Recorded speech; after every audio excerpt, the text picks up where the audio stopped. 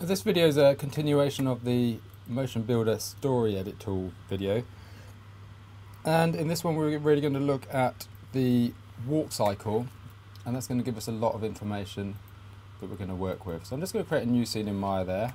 I don't need to, but just want to keep that neat. And then within this story here, I'm just going to delete that story track. Actually, I'll save the project first, that would be sensible. So I can save as Motion 1. So that's one that I had opened earlier in the previous video. So I'll save that as an updated file with my extra take in take 002. So once that's saved, what I'm going to do is go back to the takes and find the walk cycle. So I'm just going to find the walk cycle here, and if I just press play, I can see the actor there is walking on its own. But what I'm not getting is the actor being driven by this actor. So the character model being driven by that. So I'll just turn that to active. The timeline's too long, so what I'll do, I'll just shrink that down, and I can see they're walking diagonally, but that's not a problem. But the reason they're walking diagonally is that it gives a longer capture in a square area. So I'll just search through that and just see what the takes are. So there's a few complete walkthroughs the area. So that's a half one. So what I'll do, you can see it's out of the area there, so you get a very odd look on the neck before the cameras have all caught the action. So I'm going to take it from that point there. What we're getting is the crossing point of the feet. So one foot is crossing the other one, and that's at frame 239. So I'll just remember that for now. So 239, I can type that in here. 239 as an in point. So what I'll do, I'll just play that through until it gets to the end. It's a very short sequence, but again, just need to check which foot. So the left foot is going forward in the first take there, and I want to take it to a place where the left foot is going forward again. So it's about there. So that's one pace that I'm going to use, which is not very much, but I want to have some trim handles on that, and it may be that I look a bit later at the other takes and find something a bit more usable. But if I loop this one, I can just check that it looks reasonable. So it's actually one pace, so it's actually not a lot to go with, but it really helps the demonstration here. So first of all, I'm going to plot that character. So the character model is going to be plotted to the skeleton as we did before, and once I've done that, I'm going to go back to the story mode.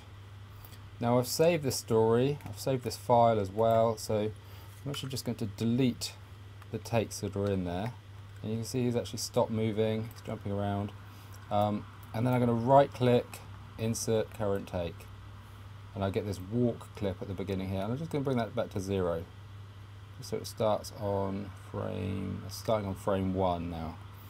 So I can copy and paste this again, and what I'm going to do is just from the beginning of 1, paste it on, paste it to just try that again, copy paste, yeah, and just do it again. And now I know that I want to have this a few times, so I'm going to copy all 3 of those and paste that down again and again until I get to about 250, which is a 10-second walk. So that'll give me plenty of time to have a shot there that I may need. What I do also is I just drag this in and out point back and make sure I'm in story mode.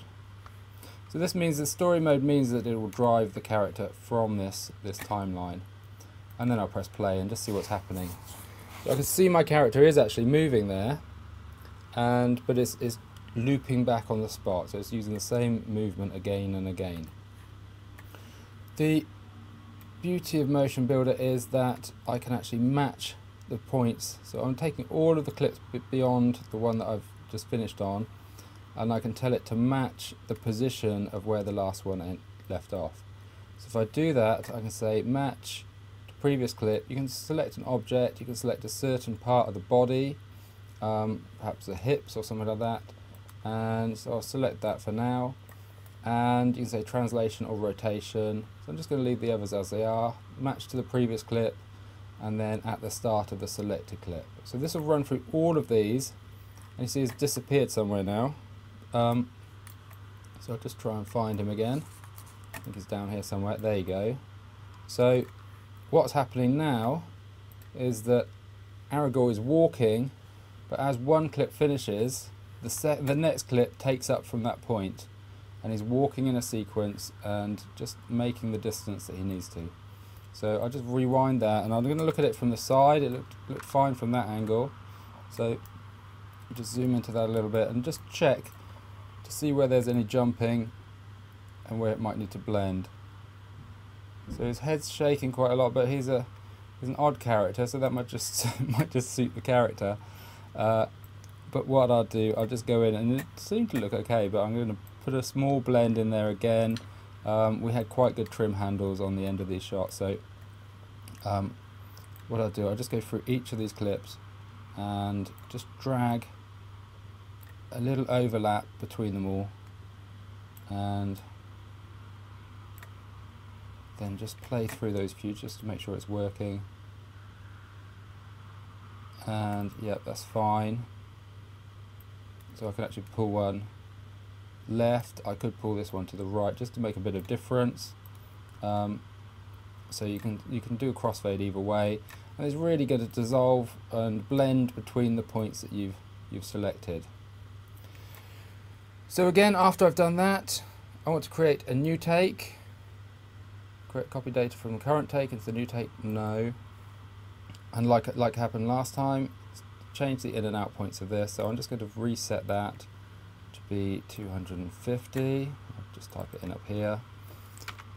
So 250 in a PAL setting would be 10 seconds, possibly about 8 seconds if you're using 30 frames, if you reduce it down to 30 frames a second. But I'll just drag that triangle along just to give that extra bit to that.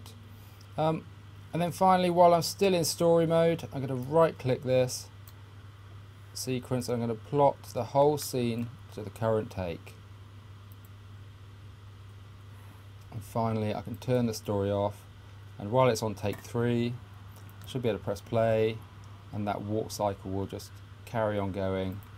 So from MotionBuilder, I just select the character there, Aragorn, and I will tell it to send to Maya as a new scene. It asks me if I want to save the changes, so don't save, and it's importing the animation.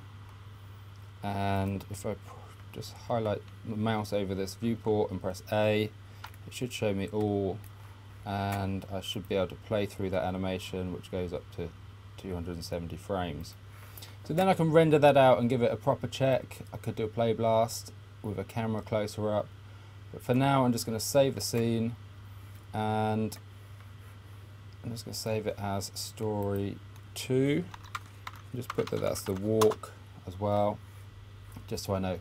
So that's the end. I can now go back and again save my MotionBuilder file.